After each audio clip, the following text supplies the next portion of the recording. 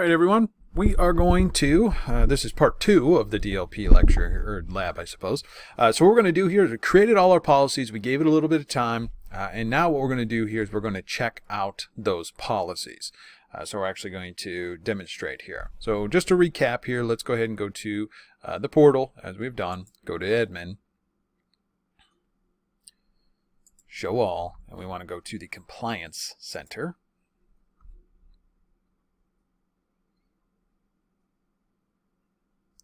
And we're going to go down here to DLP, Data Loss Prevention.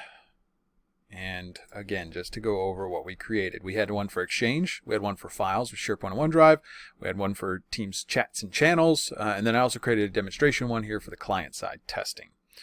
So we'll demonstrate that one very last. That's going to take me just a couple minutes to get set up. So I will once I'm done with these three here, I'll pause and then show you what that one looks like. So let's jump right in here. So the very first one that we're looking at here is Exchange. So what we're going to do is we're going to open up Exchange. There's lots of ways that we can go about doing this. So actually what I'm going to do here is I'm going to open up a new incognito mode browser here. I'll log in, and we're going to log in with Katie Lee at PocketSquareProfessor.live. All right, and we sign in. And yes, we are good people, so we do MFA, of course. All right, going to go ahead and MFA in. Then what we're going to do here next is we're going to take some information. So first what we need to do is create kind of a dump file here. So what I did was I opened up a Word document, or excuse me, a notepad here, and I put some social security numbers. Now what I did to generate this document here is I went to fakepersongenerator.com. I went in, I copied, here's a social security number. I copied this social security number. I put SSN space equals space, copied that in there, and then I just refreshed this page 5 times, took the social security number from it. So we're just going to use that as more of a dump file more than anything. We're not going to do anything with it. I'm just going to take it so I can copy and paste from it. So it's easy because remember we had that one Exchange policy that was twofold. If I created more than 5 or 5 or more, we would have a different criteria or a different action, if you will, than if we had it with 1 to 4. So first we're going to start off with the 1 to 4 experience. What is that going to do? So we're just going to take that notepad. I'll take it off screen here. And I am going to be Getty here, and I'm just going to open up Outlook on the web. Okay, now this does work in the client version of Outlook. It works just as fine there. We will demonstrate that, not the Outlook version here, but we'll demonstrate it from Word and PowerPoint and such. So what we're going to do here is we're going to create a new message. Okay, but first I want all of this stuff here. These drive me crazy here. So what we're going to do here is we are going to mark them all as red, and then we're just going to soft delete them. Just a single delete, just to clean them up on here. So there's too much junk in there, and it just drives me crazy to see all of that. So what we have right here is just a mailbox. We're going to hit new message. Okay. And remember, the criteria that we had before was that if you sent it to the outside, if I were to send this to somebody inside, such as M. Alloway here, and I were to create a social security or put the social security number in there, nothing would happen. So what we need to do is we need to send it to an external recipient. Now, if you recall, I had a junk, oh, dang it, didn't mean to do that. I had a junk Gmail account that I've been using.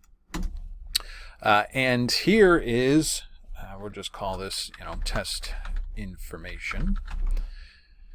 So what we're going to do here is we're going to just take the first one. Sounds good. We're just going to go ahead and copy that. And we're going to come in here and say, here is my info. And this is my social security. And as you see, as I'm typing, a little thing popped up. So we get a policy tip here that says, hey, this email contains sensitive information and it will be encrypted once it's sent. So we hit show details and it says, hey, that this person is not authorized, or they're on the outside here, and then view details about the information that appears sensitive. Well, it has a social security number in it. Well, big surprise. We know that there's one in there. So again, let's just say this is a legitimate use case scenario here. So remember, the DLP policy that we created encrypted it. Okay, so we had the encryption policy set up. And what we did is that as the email is in motion, it's going to be encrypted. So we're just going to go ahead and hit send. Now there's a couple other things that end up happening here at this circumstance, which I'm waiting for it to send out, which it looks like it did. Okay, so we set up a couple of things in there, and I'm waiting for that to get delivered. So we'll wait for a minute there. But as you see, is I got an email from Microsoft Outlook, and it said the email you just sent contained sensitive information and was encrypted. So this is for your information. That's what this is for. Now we should also go up under here. I believe we set this up correct here. I'll double check here. Oh, that's right. We did not have this send an admin alert. I forgot about that. So this one did not send an admin alert. It actually just created an alert in the portal. We'll look at that in time here. That takes a couple minutes for that to get written to the admin logs and the audit logs there and everything. But again, for your information, hey, just so you know, this email that you sent out, even though it did say policy tip, say when you hit send, it's going to be encrypted. Well, it doesn't matter. It's just to let you know it was encrypted. So be aware. Now, what does the encrypted process look like? So what I'm going to do here is I pulled up my Gmail here, this junk Gmail that I use, and I'm just going to pull this up here in a browser. And you'll see that Getty Lee, so here's test information, and you see on here Getty Lee, glee at PocketSquareProfessor.live has sent you a protected message. Now I don't have the access to view this message here right now. Why? Because it's encrypted. So in order to view this message, I have to click this button. And that's going to bring up, and you can see over here, which as soon as it loads up here, I will bring it over to you. It brings us to the encrypted portal. Now here's the thing about this portal and the thing about this email. This email here, honestly, it's kind of vanilla. It looks a little sketch, I'll be honest. To me, it's a little sketchy if I were to get this. So typically what we would do here is we would do some custom branding. We can change the colors of it. We can put our company logo on it. So then at that point there, so the person who gets it, you get a little more, instill a little bit more trust in it. Again, that's nothing we're really, you have to do it through PowerShell, and it's kind of annoying just to get that point across. And honestly, we don't really care because again, it's a lab. Who cares? So I'm going to just minimize this here. I will bring this back. So here's the portal. And you can see Outlook.office365/encryption/ a bunch of stuff. And then we have two options here. We can sign in with a one-time passcode, or we can sign in with Google. Now, Google is a federated provider here inside of Office 365, so we can use our Gmail or our Google account to sign in and verify that this is the correct user. So remember, it's all about identity at this point here. Google is an identity provider, obviously. That's a huge identity provider. And they are basically saying that Microsoft is trusting them when they come into the encryption portal that this user, and in this instance is my junk Gmail account, is allowed to view this email. Why? Because they are the recipient of the email. Now, if I were to send this to maybe a Yahoo or maybe an AOL account, I would not have an option to sign in with Google. I would only have this option here of a one-time passcode. Now, I'm not going to show you sign in to Google because it's really not that eventful. We just sign in with our Google credentials, and that's it. But this one here is we're going to actually use a one-time passcode. So a one-time passcode is similar to multi-factor authentication. It's similar, and let me explain here a little bit of a difference. So we're going to click on it, and it's going to ask for the one-time passcode. However, as you see on here is a one-time passcode to this Gmail account. And I did not change that. I cannot change that. I can't send this to another location. Why? Because it was explicit to whoever the recipient was, and only the recipient can get that code. So what happens here is that, keep in mind, this will expire in 15 minutes. This is somewhat similar to a multi-factor authentication, but we're not using our phones. We're not using the apps or anything like that. This is all through email. So it's secure, okay? But it is not the most secure way of doing it.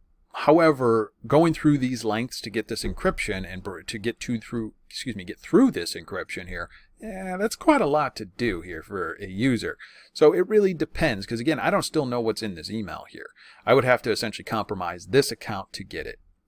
Now what happens here is that on my Gmail account, I get this. Here's your one-time passcode. And I'll just go ahead and copy it. And we'll paste it here. Now we do have an option. We can get rid of this too if we want, that this is a private computer, keep you signed in for 12 hours. So I do not need to do this one-time passcode for 12 hours. And I can get rid of that if I don't want to, if I want them to do a one-time passcode forever, which again is fine. Now every time we access this email, so I will show you here in just a second while this is loading up, every time I were to open this email that was originally sent, the Geddy Lee one, I would have to go through this process. Okay, so you can see right here that this particular one is, every time I do it, I have to hit the read message, I have to use the one-time passcode or sign in with Google, whichever is easier. And it's not always an option with Google because, again, this is only because I'm using a Gmail account. If you used Yahoo or whatever, or if you used a Microsoft account, you would have an option to sign in with Microsoft. So with that being said, here is that we've sent it out to them. And every time I want to click on this here, so no matter what, even in the future, if somebody clicks on this, they have to go through that process. We can do different things around this message encryption here. That's a little advanced for what we're doing here in this particular course, but we actually can basically expire these after a period of time. Is that this message that is gone out, if somebody tries to click on this, let's just say we expired after a week, we can actually stop them from accessing it after a week. So essentially it stays there. We can get much more granular too in terms of what the experience looks like. Well, let's jump over here is office.outlook.com. Here's what, after I sign in, I have now the ability to look at the email. Here's the info, social security number, this is my social security number. We've seen that now. So we cannot remove the encryption, recipients cannot, and you can see here's the email that was sent. We do have the ability to reply all, forward, and print. That's a little bit sketch, right? I mean, again, think about it from this perspective, is that like, you know, hey, if I were to forward this out, let's just say, you know, to matt@yahoo.com, well, it would still be encrypted. There would just be another recipient on there, and they'd have to go through that exact same process. So yeah, it's fine. However, we can get granular inside of here where maybe we don't want somebody to reply all, forward, or print, or maybe do other things inside of here. We can control all that. That is through information rights management. That is in our next discussion around information protection. However, for right now, the default out of the box, remember, we want to enable this for the user's experience. We want them to make this as secure as we can, but also still allow them to be able to do their job. If somebody on the other side, and this is a legitimate thing, here's my social security number, and we're going back and forth with things, I want to make it easy to reply to somebody. I want to make it easy to be able to do things here. That is the most fundamental point of this entire discussion here around compliance and everything, is we want to make it easy for the users, but also secure. Because if we make it too difficult, people will find other ways of doing it. We don't want that to happen. Could you imagine that this conversation is taking place in somebody's private Yahoo account? They're going outside of the corporate network. They're going in through their private Yahoo account and sending it to customers and such. Could you imagine? That's a scary thought. We do not want that to happen. What we want to happen here is to use the tools we provide, but make it easy for them to do so. So, from a DLP perspective here, we have encrypted the message. It is encrypted. Okay, it's always going to be encrypted. Now, if we look at the sent information here, you can see here that it is still inside of the mailbox here. It is not, we'll say, not labeled at rest. That is something, that big surprise, that should really come into play when we talk about information protection, when we're talking about data at rest. That's a little bit different here. So the message is still raw formats here. But again, if we were to forward this out or send it to somebody, that DLP policy would still trigger and it would go out there quick. Now, just a couple of thoughts here and a couple of questions. Okay, so first, if I were to recreate this one here and send it outside, and I'm just going to make this easy here. I'm going to take this here real quick. Okay, so we're trying to be quick. Let's go through this draft. I'm trying to be real Well, apparently that did not save my Gmail account, but let's try it again here. So I'm trying to be real quick, and I'm going to circumvent the system, right? You know, test out. No policy tips. We just sent it out as quickly as we possibly could. Well, what happens? Well, guess what? Even if we don't get that policy tip that shows up, it doesn't mean that it's not working in the back end. Email you sent out is still encrypted. Just because that policy tip didn't show up, which, as I said in several instances here, and I will continue to say, it's in near real time. It's not fully real time. It generally takes maybe upwards of 5 seconds, maybe sometimes 8 seconds for these to pop up, which again, not really that big of a deal, because again, if I'm composing an email, it takes me generally a little bit longer than that to compose an email, but maybe not. I don't know. But no matter what ends up happening, that policy tip does not it's not like the crux, if you will. It does not need that to actually, because it's happening on the back end in Exchange in the hub transport layer. So that's where all of these DLP policies are taking place. So you can see it's still done. Now, the other piece of the Exchange policy here is 5 people. So again, we're going to try to send this out to Maticus28.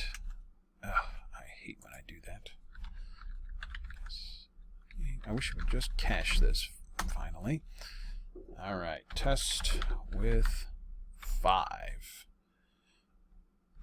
So we copy that from our notepad. We put 5 social security numbers in it. This is an email with 5 social security numbers. And you see here, and again, it takes about 5 seconds or so for that policy tip, but it says it contains sensitive information and cannot be shared externally. That's a different error or a different policy tip than we were getting before. And again, show details here. To send this message without removing the information, you must first select override. We'll get to that in a second here. This Gmail account is not authorized. Let's view the information. Well, so social security number. We know that. It should come. Now again, if I were to try and hit send, send is blocked. It says your organization won't allow this message to be sent until the sensitive information is removed. So at that point here, what we can do is, let's just say we remove one of these, okay? And then we hit send. It's still blocking us. Here's the thing about this, and as I said, this is as close to real time as possible. So I can still try to keep sending this as much as I can and as much as possible, where I'm like, okay, well, what's going on here? And then all of a sudden, you'll notice that within a second or so, okay, maybe about, like I said, about 5 seconds, all right, the policy tip pops up, but it's changed. It says it will be encrypted once it's sent. Now, again, let's go back into what I did before, undo it, give it a second, and this will change again. Now, this is going to flip-flop back and forth, and these causes kind of a lot of headaches, so to speak here. But again, the idea here is when we're making this message here, and you can see, hey, it can't be shared out now. So it changed. So I can't send it. Not a problem. Now, in this instance here, let's just say there was a legitimate use case scenario where I needed to send this out to somebody. That's where we have this option here to override. I have a business justification because I said so. That is mine. Or we have an option. These are some canned ones here where, it doesn't contain sensitive information. I have a business justification because I said so. Overriding it. You've chosen to send this message even though it appears to contain sensitive information. Your decision may be reviewed later. So we send it out, and guess what? It just went out. So what's going to happen here is that my account has it in raw text. So we just raw texted this out, test with 5. So it's a little bit dangerous. But again, let's just say if we were doing things maliciously, there are some things that we can do.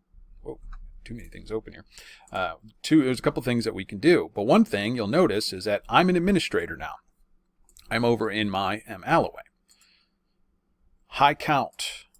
This is an incident report. As you see on here, there's a bunch of information. We can see here here's test with 5, and you can see here's all of the information that were triggered, and they were all medium confidence. It was sent to an external person, and here's the PSP Exchange PII high count. So we can see that that's the rule it triggered under the policy Exchange PII. We can say, no, this wasn't a false positive. We can see the override, yes, because I said so. And you can see on there, it was an external recipient, contains sensitive information. And then we also have a copy, which we can open up here, of the email. So again, this is an incident that we can look at here. So this allows us to be able to view what the heck just happened. Now remember, this was a big deal here because this is a high count. Those were 5 that were just sent out there. Now I would only get this here if somebody overrode it, because we can't send it out. You know, if it doesn't have it, we can't send it out. Remember, we're actually literally blocking it. So come over here, and again, to that point is, you know, we over here, when we sent this out with this here, you know, we have this information. When we send it out, it blocks it from sending. Now again, let's try to push it, and I just want to really hammer this piece home here. I'm a new user here.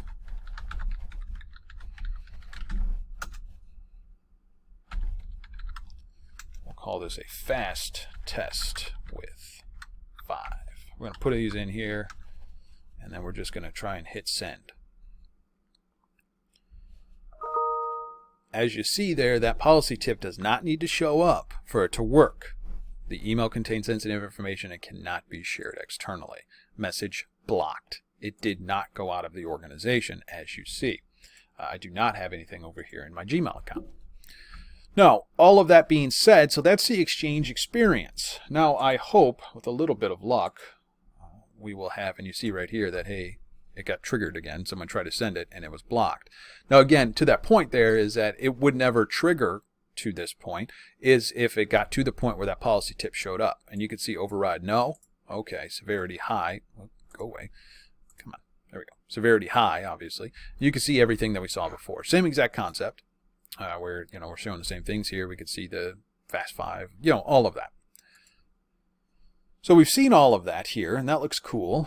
But what I want to see, and I'm hoping with all hopes here, that we can have a little bit of, we'll see a little bit of luck in here. Maybe.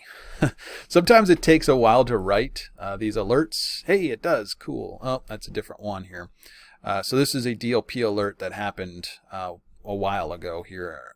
So not a big deal, but what we will see eventually here at some point, we will see an alert, and hopefully through this discussion here, we'll have this written. Like I said, sometimes it takes about 8 to 10 minutes I've seen to write it, because it has to write to the audit log, and then the audit log will feed it back to this alert policy here.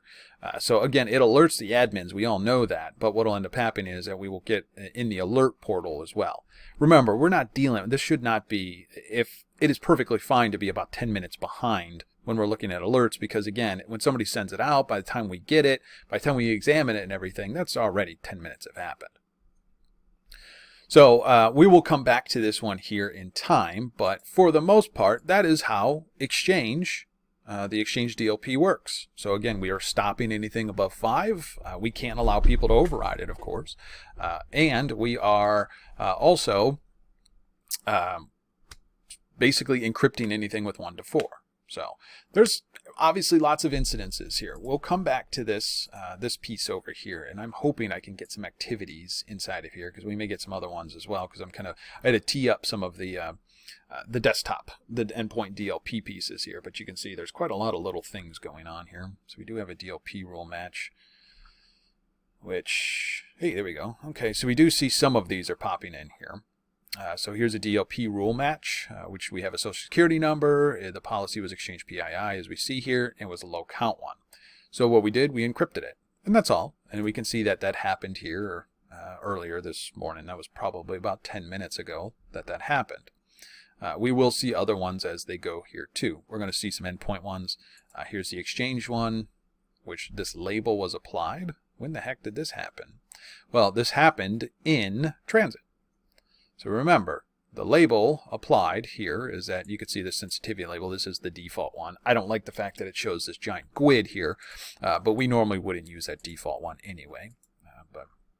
So don't worry too much about that. We'll get to that in the information protection piece there. So all of that is showing up in here. We can see here's a whole bunch of little things that are going down here. These are events that are happening in lots of different locations. So we get some pretty cool reporting around this. I'll show you this here in time.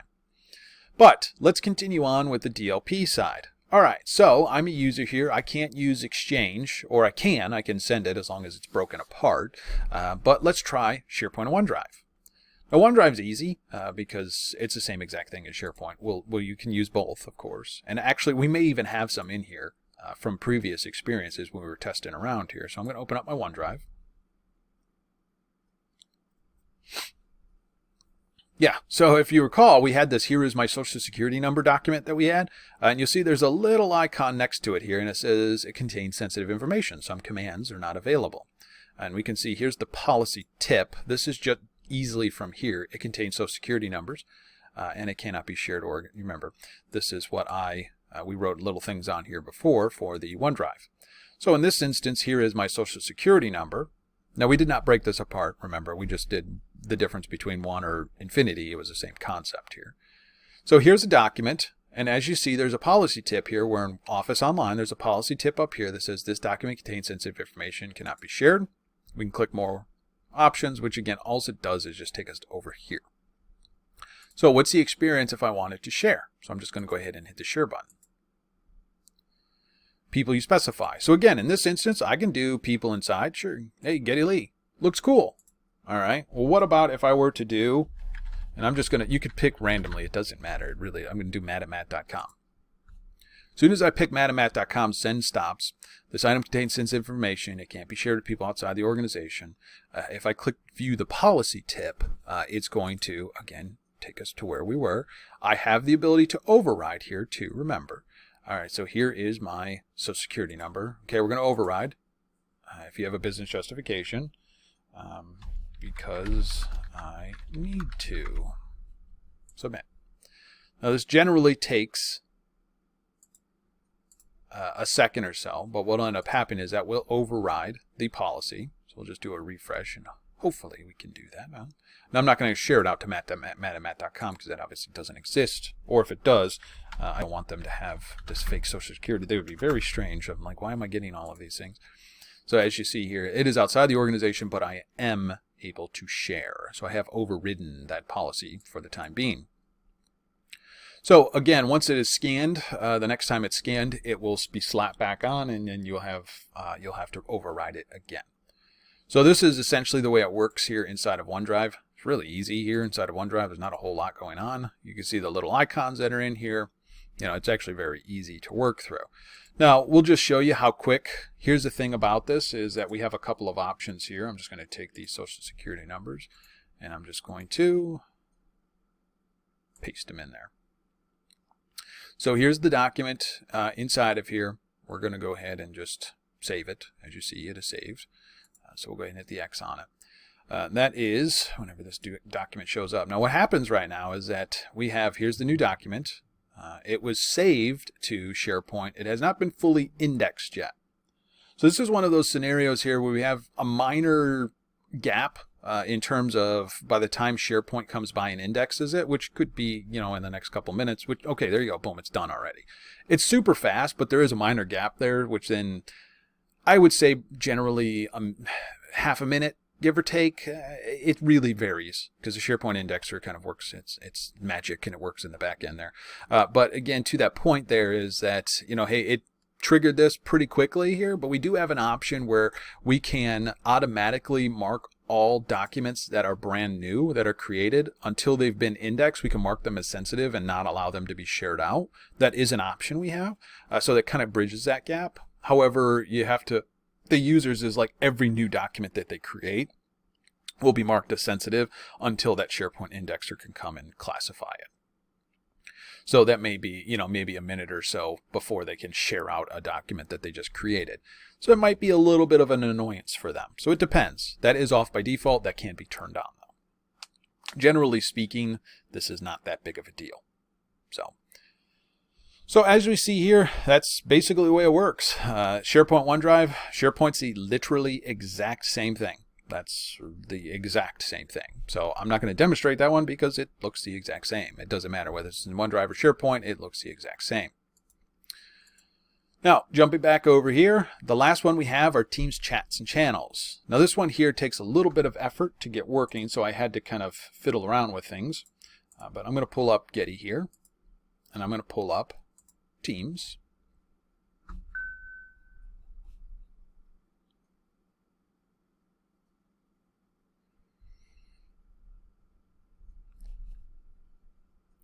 So as soon as this loads up, of course. Okay, so inside of Teams, so for instance, this Matt Alloway one here, I could send this internally. And again, these are all of our tests from our previous discussion on the modern workplace here. But I'm going to just type in a social security number and send it over to Matt. So Getty is sending this over to Matt. That's cool. That's fine. Matt's got it over here whenever he loads it up. Let's come over here and I'll pull up my account just to show you. So remember, the DLP policy only was when it was sent externally. So again, inside the organization, we're fine. But externally, that's where we got to look at here. So there you go. Yeah, so Getty got the social security number has been sent out. All right, cool. Now, let's test the policy of an external instance. So what I have done here is I've punched a hole in my external federation to allow PocketSquareProfessor.live and only PocketSquareProfessor.live. So don't try it here if you're trying to, don't try to message me because it's not going to work. But find my account here for my lab environment. So I'm an external person. I'm just going to go ahead and hit add new one here. And I'm going to do my alloway.us, which is my lab environment. So I'm going to search for myself externally. And what I'm going to do here is, hello, I am going to send something secret. So what has happened here is I have sent my piece over, and you can see now, you probably just heard a little blip, but the reason why I did that is because now I can pull up. So here is Getty Lee talking to me. So you can see I'm an external person. This is my account. Okay. So looking through this here, what we're going to do now is we're going to have Getty Lee send the social security number. Now, before I hit enter, there's a couple things about this here. Is that DLP works a little bit differently inside of Teams, and this one actually requires an E5 license to actually work.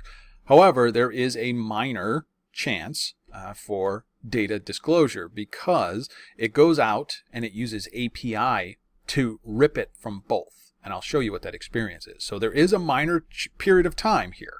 And I'll show you. So I'm going to bring this over. Here is this account. And I'm going to send it. And you see here, I could see it for a second.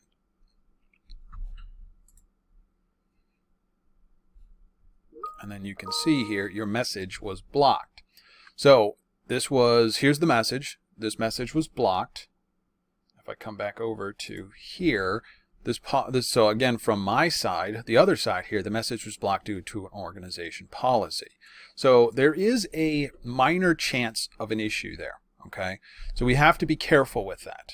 But again, this is deemed okay because again, it is going to rip it from both sides no matter what, but it's all done through API, which takes several seconds for that to run. So I think Microsoft says somewhere in the vicinity of about 10 seconds or so this could take, 10 to 15 seconds it could take to run. Maybe, and again, can I go in there and potentially grab that in 10 to 15 seconds? Maybe. Yeah, but again, it's regardless what ends up happening is that it's still ripped on both sides. However, what's important to understand is, come over here, I just got an email, so an admin alert, hey, this person sent a social security number, here's who they sent it to, and of course we just put it as medium, hey, it contains sensitive information. So again, we got some information here. So what we can do is eventually we will have an alert in here as well as, hey, here's the Fast 5 one, so we'll check that out in just a minute. It was as well inside of this Activity Explorer. So this can be audited here, so we can do some reconnaissance and come back and say, hey, so-and-so just shared this out. We ripped it away, we're safe, the data is no longer out there. However, this person sent it, we can retrain them. Most of the time it's not malicious, okay? However, in that instance it is malicious, obviously we can figure it out. We have a trail, we have an audit trail. As soon as this does, and you can see here, here's the OneDrive activity just popped up.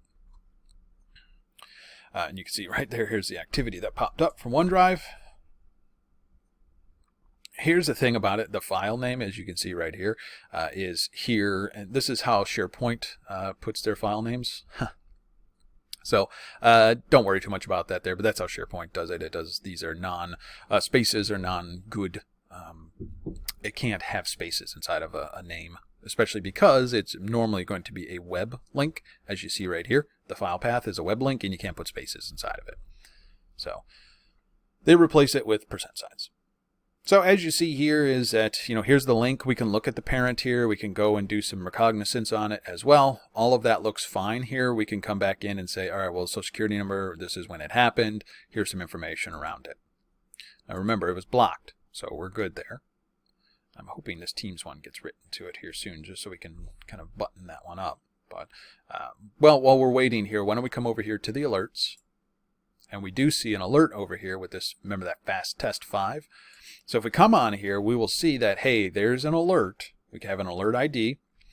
Who performed the event was this person. We can hit view details. So this is really designed for more of the security group people that can come in and get information around it. So Geddy Lee sent an email with subject fast test with 5 with sensitive content. And you can see that they sent it in exchange. We can see that here it contains social security numbers. And again, here's the time that it happened and no other alerts for this user. If we come over here to events, we will see here's the information, again, in a little bit easier of a format. Here's the actions taken. We blocked it. We notified the user, generated alert, and generated incident response. It was in the message body. User overrode it? No. So it was blocked. It never went out. But I can come in and I can say, okay, well, here it is. Here's the actual data. Here's the sensitive information type, so social security numbers. You can see right here, it's in the body. There were no train-up classifiers. We'd be able to see that as well.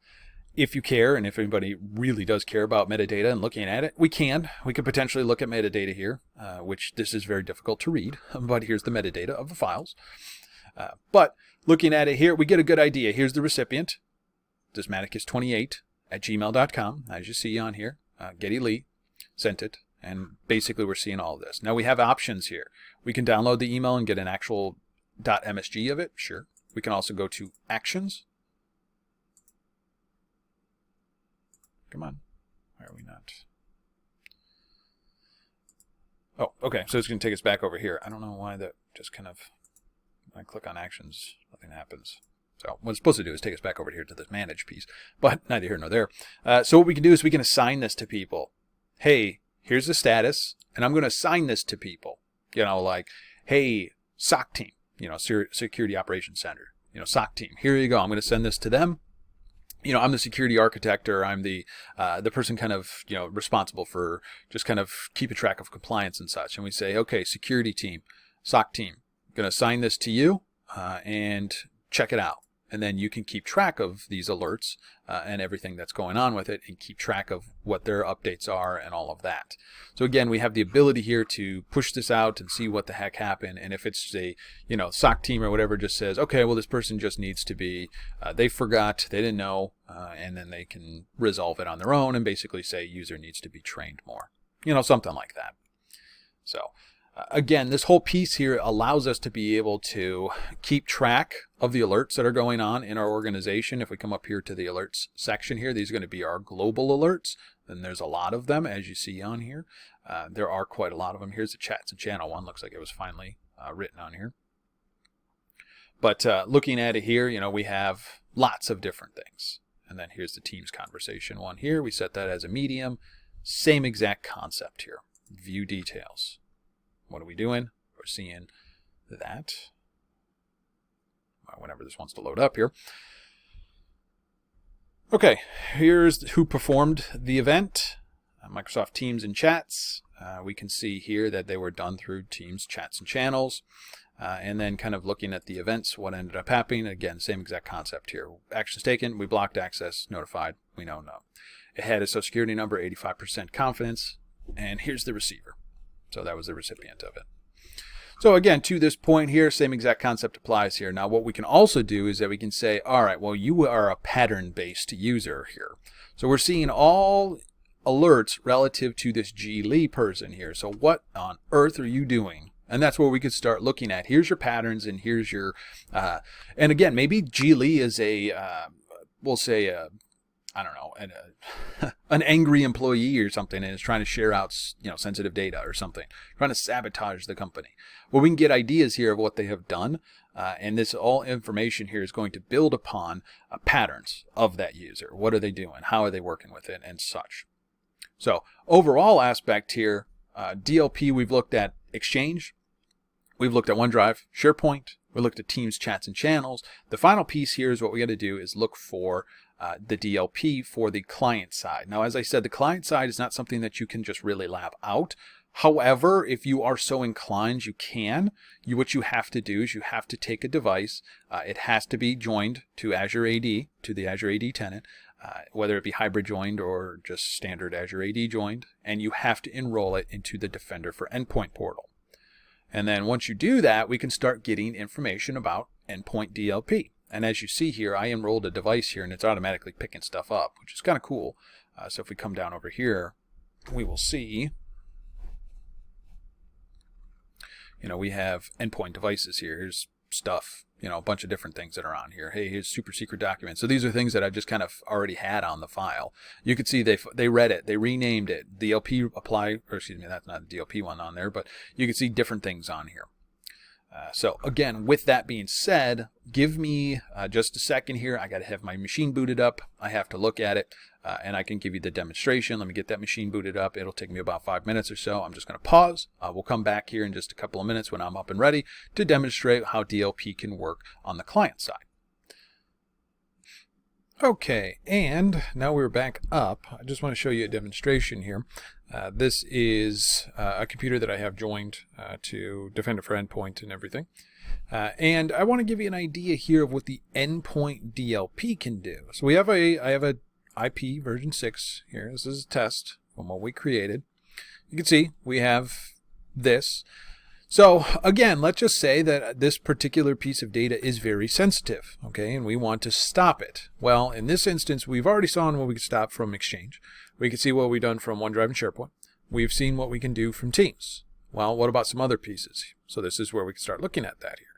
So if we go to File, and let's say we want to print it. So I only have PDF print on here. I think I do actually have a couple. So I do have this one. This is a printer, which I don't know if I'm going to be able to connect here. We'll see if I can truly connect to it. If not, I'll just print to PDF.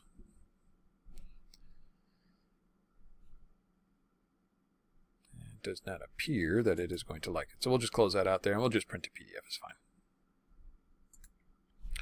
All right, so we see this document here. We're going to print this to a PDF. I click print. I get a pop-up on here. It says this contains sensitive IP address and you cannot do that. Now, of course, if I wanted to, where it says take action, I can do different things. I can dismiss these or do justifications and such. And these are a bunch of tests that I've done here, so I'm just going to dismiss all of them, clear them up. But, so, okay, I've stopped myself from printing. All right, well, let me try and, since this is the sensitive data that I want, let me try to copy it. Then I'm just going to come over here to literally anything else and try to paste it. I cannot paste it. You can't do that. It's got sensitive information on it. We'll dismiss that.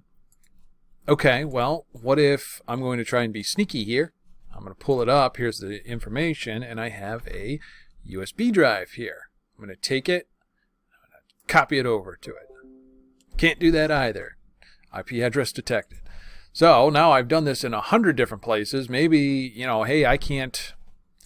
Let's try and see here. What else do I have? What else can I do? How else can I exfiltrate? Well, we have lots of other settings on here, but I don't believe I have them set up. So maybe what I can try and do here is I'm going to edit this with another application. Maybe I can try to exfiltrate it that way. I'm going to try Notepad++. Nope. Can't do that either. So what the heck can I do with this stupid thing here? Well, there's only one place that I'm allowed to really do anything with, and that is inside of the computer here, Office 365. So this particular one here is actually in my personal OneDrive. It's being redirected, but it's still an option there for us.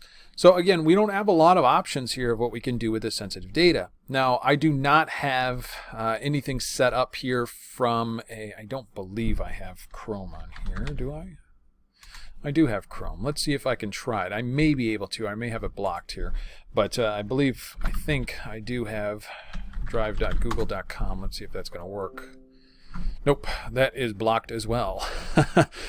So I can't access Google Drive. So I've shut access to Google Drive. So that would be my own personal one. Substitute that for Dropbox or whatever you want. So how can I get this thing out of here? Well, I really can't. It's very difficult to exfiltrate this particular piece of data. However, there is nothing that is still stopping me from opening the document, taking a picture with my phone. You know, that is still, and again, when I have conversations with security people around, you know, hey, well, I want to be the most secure that I possibly can be ever, and I want zero exfiltration and all of that. I'm like, well, there's certain things that you can't stop. You can't stop a user from writing this information down on a piece of paper and taking it out or taking a picture with their phone. You can't stop those types of things. But you can try to be as secure as you can when it comes to the data exfiltration. But, you know, at the end of the day, you got to be what makes sense for the organization. There's a lot of variables, of course, when it comes down to it. But endpoint DLP is actually a pretty legitimate, we'll say a security piece, because it not only takes the data and the information that we're working with and protects it from the endpoint location.